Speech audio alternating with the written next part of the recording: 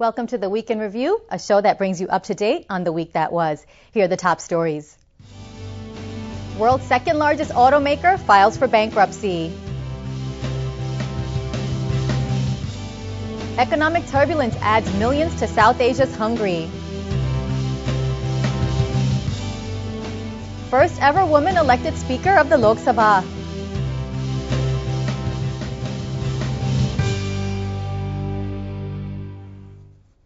For all that and more, stay with me. I'm Vaishali Jain.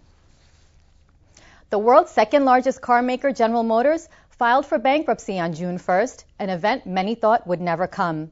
GM was the global sales leader for 77 consecutive calendar years from 1931 to 2007. However, none of its operations outside the U.S. were included in the U.S. court filings, and it's been reported that GM's India unit will continue operations as usual, with plans to introduce 3 new cars this year and no plans to reduce its workforce.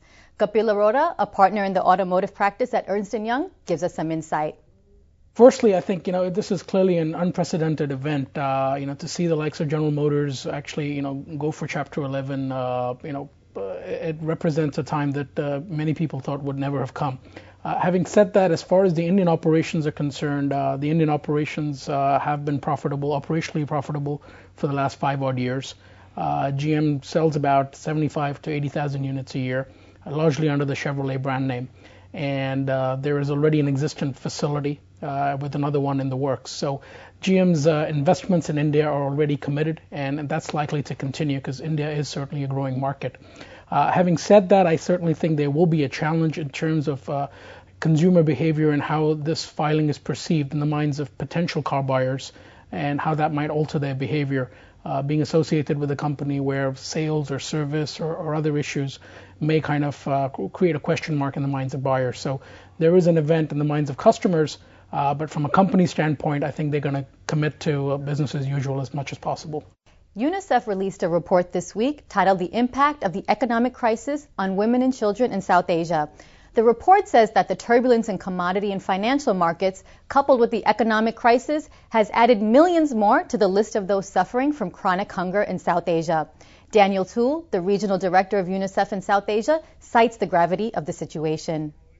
What we see, and perhaps the most dramatic impact, is that we see that there are about 100 million more people hungry in South Asia than 2 years ago. That's a huge change. It's the biggest number of hungry, almost 400 million people hungry in South Asia, bigger than 30 years ago, bigger than 20 years ago, the biggest since the big famines in the 1960s. So that's a really, really big impact already.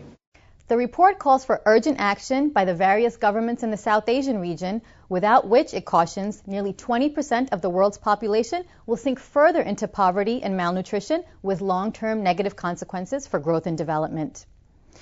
Despite previous reports, rescue teams have yet to recover any wreckage from missing Air France Flight 447 that came down on Monday. A Brazilian Air Force official said debris recovered from the crash site on Thursday was not from the lost Airbus A330. Officials have said the items recovered were most probably from another ship, while a big oil slick that was thought to come from the plane was also probably from another ship passing through the zone. Investigators are still trying to figure out the potential causes of the crash. Moving on to political news, just a few days after being sworn in as the Water Resources Minister, 5-time MP and Dalit leader Meera Kumar created history in the Lok Sabha when she was unanimously elected as its first woman speaker. While many say she wasn't the first choice for the post, others see her appointment as a political masterstroke. This could be purely political calculations. Apart from merit, a reason why they may have picked up Meera Kumar is one, she's a very soft-spoken leader coming from a particular social background, Dalit background. And the Congress also would want to perhaps send out a message that we have given important positions to people coming from different social backgrounds.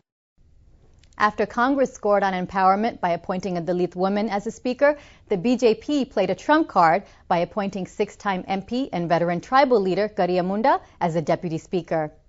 While addressing the first session of both houses of parliament after the elections to the 15th Lok Sabha, President Patil on Thursday laid the priority list of the government for the next 5 years.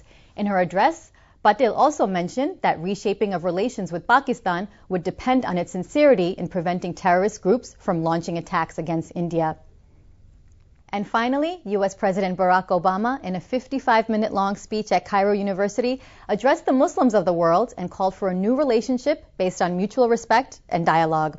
He quoted from the Holy Quran, spoke about his own Muslim heritage, and said America would withdraw from Iraq in 2012, leaving Iraq to the Iraqis. He also added that Israel must stop its settlements in the West Bank. That's it for today. Thanks for watching.